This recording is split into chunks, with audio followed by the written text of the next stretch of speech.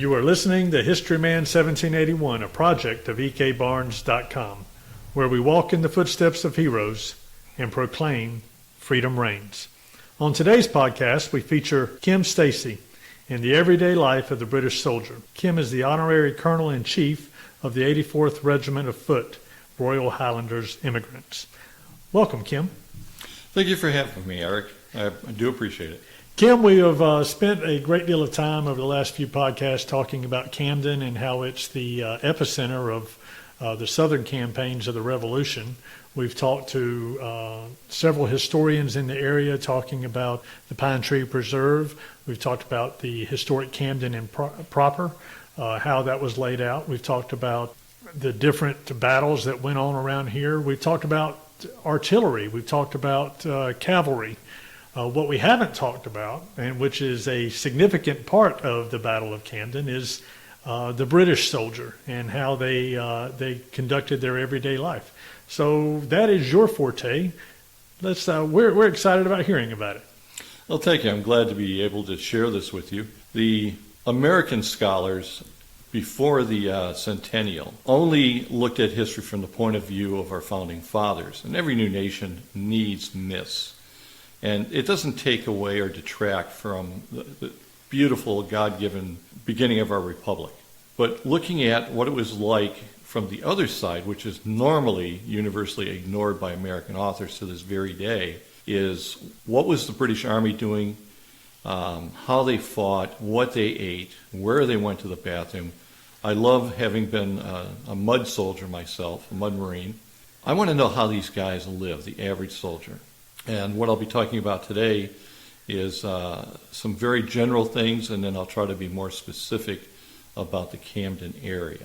Well, thank you very much. We're excited about hearing about that. You have it's an honorary degree, or an honorary colonel in the colonel-in-chief of the 84th Regiment of Foot, but you were a Marine Corps soldier, right? We're not just talking to someone with a British slant. You are actually a soldier, an American soldier, and you have a master's degree in education, and you spent a great deal of time in the armed forces, and you bring that to the table as we talk about the British soldier. Thank you for that. You're very welcome, and we all appreciate when we're recognized. Just quickly, in the mid-'70s, I was what we call a mud marine. I was a rifleman, mortars, machine guns, technically what they call a weapons specialist now. And from there, I went into the Army and did a lot of things from intelligence work, communications, training other nationals from overseas, and all the time while going to my bachelor's degree, and then through my master's. The great thing was they paid for it. And I was a volunteer, so I have a right to complain, but I still have to get on the bus. And after 9/11, I spent 9 years on active duty, and mostly stateside. I got involved with the 84th when I had finished. It would be 1982. I saw at a historic village, Greenfield Village, Henry Ford Museum in Dearborn, Michigan, where I was living. And here were these life-sized men in kilts from redcoats. And having studied the Highland soldier since I can remember, and painting hundreds and hundreds of the little toy miniature soldiers, I thought, this is life-size, I can do this. So I go up and said, where do I join? And I joined, and next year everybody quit. So I'm not sure if it was me, but they had been doing it for about 20 years, got older, and my unit did too. You know, it's the ups and downs of volunteerism. And from that, I ended up getting hooked up with Southern campaigns of the American Revolution guys, Charles Baxley, David Ruhr, all here in Camden, others. And I was in the middle of the desert, but I had internet. I mean, middle of nowhere in the desert. The only reason you knew where it was is because you had to know where it was. And I found their magazine. It's still online, but not terribly active lately. And 15 years later, I've moved to Camden, mainly because I have friends here, and it's right in the middle of South Carolina history, which now I'm cramming very hard to get caught up, because I'm a Yankee. Lived right on the border of Canada, and also worked with the Canadian Army quite a bit, some of their Highland units, and I used to lecture extensively in Ontario. to their military units, and about half of them were Highland units. Well, tell me about the soldiers as they came into South Carolina. We're talking 1779, 1780. Tell me what you know about those. Well, it actually goes back to the first attack on Charleston in 76. The Battle of Sullivan's Island, and also where the British fleet was defeated, not so much by the cannon shot, although they did have some good gunners, but most of them were very inexperienced. They were naval personnel. And wind and tide really caused the fleet to be stuck on sandbars and then shot apart. On the land side, what's called the breach was universally known to be 18 inches deep. And this is where I find history fascinating. You read the American textbooks, and it was supposed to be a simultaneous attack on Fort Moultrie. And so the flags were given, and the British, who had been skirmishing quite effectively against Danger Thompson, and others protecting that corner of the island from the British coming across the breach, just literally walking across.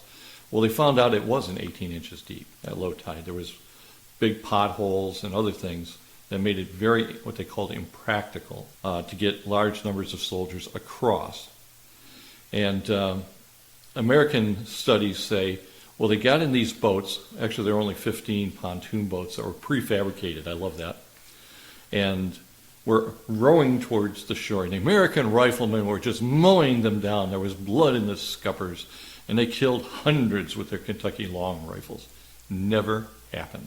So historians have regurgitated that story over and over. And recently I had a nice, somewhat heated discussion with a gentleman who insisted it was all true.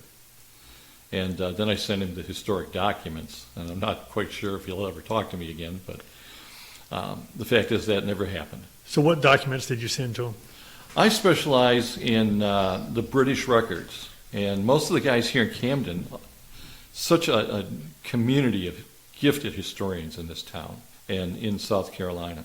So basically I found the after-action reports. There was one surgeon there who actually took notes during the battle. And then there was Major Weiss, who was an American. And he was an observer, and he's talking about the same battle.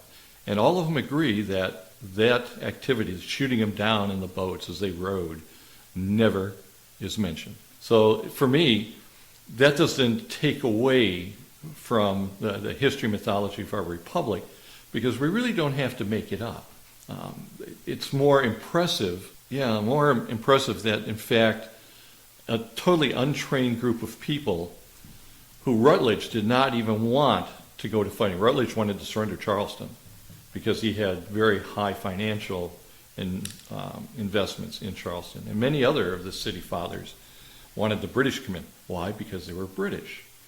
And if everyone recalls, in the early days, all of the patriots were fighting for their rights as Englishmen. And they had merchant connections with the mother country. And so they were reluctant to risk their property. And a lot of times, especially up north in Boston for the Bunkers Hill, most of the officers were drinking buddies. They socialized. The famous Bunker Hill painting by Trumbull shows Major John Small, who went on to form a battalion of the 84th, holding back the musket, bayonet, from a grenadier who's going to stab General Warren, who was his drinking buddy. They were close friends, took a bullet to the head. And he wasn't quite dead yet. And then you've got Major Picarin from the Marines being mortally wounded. And when you look at all the people in that painting, which was painted after the war, but by Trumbull, who was there, and then it was critiqued by Small after the war, so that's pretty accurate, for a painting. They were fighting for the rights as Englishmen. And the British really were reluctant to fight. Lexington and Concord set it off, and Benjamin Franklin, the immortal words, said, after this, first it was like, you did what? Huh? What? You mean shooting at the British? No. We have friends in Parliament that are behind the scenes working with us. And we got rid of the odious taxes before that. We've been very successful peacefully resisting the crown. King George was the evil Satan, like the United States is today from the Muslim world. And he said, gentlemen, we must surely hang together, or we will most certainly hang separately. And as a historian, I've always loved that phrase. I probably should have it tattooed on my body someplace. So now you've got all these British soldiers who were in garrison, mostly over age, until the new regiments came in with younger men. But they'd been in America sometimes as long as 7 to 10 years. They'd gotten fat. They'd gotten lazy. They still trained and paraded. And then you get, for example, the 64th Regiment was here in South Carolina. And they were all in their 40s, late 40s, and 50s. And they were known as the Gray Hair Regiment because they didn't have to dye their hair, with the white wigs and powder it out. They were actually that old. But those men were hard. Just amazing. So to get to the private soldier, no soldier wants to go to war. Training for it can be a lot of fun, but it's also monotonous. All depends on your officers and what you're going to train in. And mostly it's 98% boredom and 2%, oh, darn, it's going to get exciting. So they also had to be fed and clothed and have medical care. And some of this corresponds to the American Army, especially the Continentals were in a similar situation. To feed them, you have to take food that was usually adulterated, spoiled when it got here from England or Scotland or Ireland, ship it all the way to wherever you want it to go in North America. You land it at a port, and it goes on wagons or up rivers to transport it. And usually by the time you got it, it was bad when they shipped it from England. This passage could take anywhere from 6 weeks to 3 or 4 months, depending on the time of year and storms, all those fun nautical things. And when you opened up the barrel here, and they used to call it, try not to be too colorful here, refer to it as donkey meat. And it was supposed to be beef or pork, and it was mostly bone and grizzle. Like the cow was on its last legs when they slaughtered it, and then salted it and put it in the barrel. Then they were given biscuits, hardtack, what you would call today. Civil War aficionados will be quite aware of it. It's about a 3-inch by 3-inch, incredibly hard baked, unleavened flour dough. And it will keep, 100 years. If it doesn't get moist and mildewy, even if it's mildewy, you could still eat it. And you would have to crunch it up. You could not bite it. It would take one of your teeth out if you tried to chew through it. So usually they powdered it and put it in their stew. So the soldier, when he signed up, he was promised 8 pence a day, which he only saw half of because of deductions. Pretty much like when I went in the Marine Corps, they gave me all this stuff that I didn't want or need, and they took it out of my pay. And they wouldn't even let me take the galvanized bucket with me when I left. So some things never changed. Since the Romans started marching, it hasn't changed. So they were offered, or told they would have what was called the sevens. 7 pounds of bread, or substitute, 7 pounds of beef, or pork, and if it was pork, it was a lower amount than the 7 pounds. If it was fresh beef, they lowered the amount of the 7, but universally it was the 7. And then approximately another 7 pounds of peas, oatmeal, rice. They hated rice, and that was slave food. Absolutely hated it. And whatever they could forage, like here in South Carolina, sweet potatoes. And at the Battle of Eutaw Springs, a large number were captured, including the 84th, but they were out foraging at dawn before the heat comes in and digging up the sweet potatoes. So soldiers will find inventive ways of supplementing their diet. One of the main reasons England lost the war was they could not keep up with the logistics demand covering Canada from Nova Scotia all the way to the Upper Peninsula of Michigan. And from there, from Nova Scotia, all the way down to Florida, over towards Pensacola, all up into the back country. And literally the soldiers were spaced out because the economy of force is one of the tenets of good military training and operations in the field. So you have all these way stations. So the wagons have some place to spend the night without being raided by, in here, Morgan's mounted riflemen. And they were very good at bushwhacking and in taking what food they could carry and destroying the rest if they could. So you would go from one way station up the road or up one of the rivers or creeks to basically a small fortified area where you'd spend the night, rest your oxen. Wagons or carts usually weren't carried by horses. There weren't enough horses to go around, so it was mostly oxen. And they do about 4 miles an hour. So logistically, the mathematics is very well worked out. Any young officer could do it. And as you do that, you have to leave more and more men behind. So by the time you get, say, here to Camden, Camden was a major hospital center and logistics center. And I think there was, and don't hold me to this, probably less than 24 buildings. It was stockaded, redoubted. It would have been hard for an inexperienced American force to attack it. Even with the small cannons that they had, it would just bounce off the turf of a redoubt. It'd knock down the fences, but then you're still in a crossfire. And that happened in Savannah. The Americans tried it and were basically massacred. They lost more men in the Battle of Savannah fighting against a fortified position than the British lost at Bunker Hill. So that was the Americans' Bunker Hill. And so when the Americans decided to come over for the Battle of Camden, there was approximately 2,000 British soldiers, give or take. A good chunk of them were invalids. They were sick. Maybe minor wounds, dysentery for sure, malaria, and other diseases that they would have had. So they dragged them out of the hospitals if they were capable of functioning, and then used them to fill out that 2,000.